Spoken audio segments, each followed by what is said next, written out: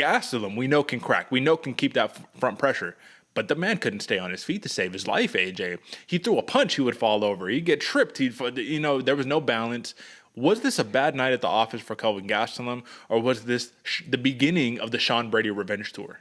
Normally I do lean one way or the other, Derek, and I actually think it was a little bit of both. A little bit of Kelvin Gastelum needing to find himself in the return to the division, the return to 170, like find himself in that mode and in the spring of things, if you will. But also Sean Brady coming off of his first loss, like this was one of those ones where he's like, dude, I need to also get back. I need to also do my due diligence and really become the fighter I was. So I think it was a culmination of both of those, right? Because I can't take anything away from Sean Brady in the performance he had and the damage he was doing and the things he was. But to your point, Derek, there were certain moments that Kelvin Gastelum just didn't look like the old Kelvin Gastelum.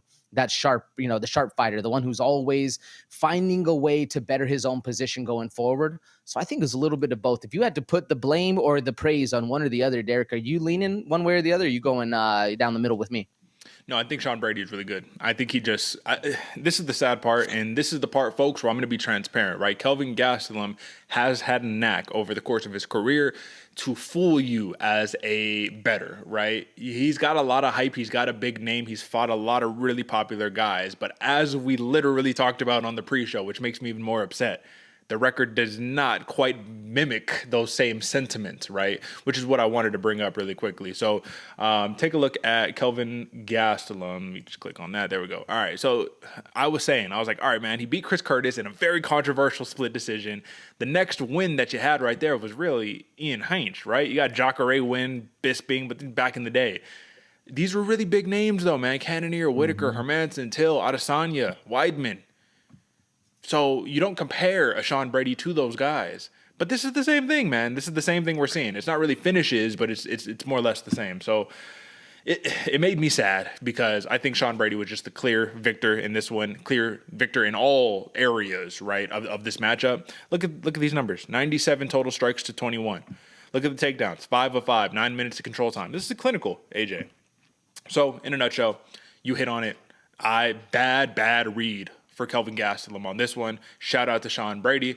My question is, what happens to Kelvin Gastelum moving forward, because he does have the ranking of number 11? Are we going to see my man get the boot here in the near future? This is supposed to be the resurgence to 170, or do they chalk it up to say, you're a company man, you've been in here for a long time, we gave you a really tough matchup to start your 170 tenure, we'll give you something a little bit better this run? What do you think? That's definitely the latter. At least in my mind, Derek, Kelvin Gastelum is a company man. The Ultimate Fighter winner, I believe it was 17. I could have that wrong, folks. If we are, let us know. But no, I do think the skill and the effort that Kelvin Gastelum has presented to the company, they're going to do him a favor or two. Yep, Sean Brady plus 250 submission victory. Man, it was too easy. I'm still feeling for you, man, for that fight not to go the distance. But shout out to Sean Brady.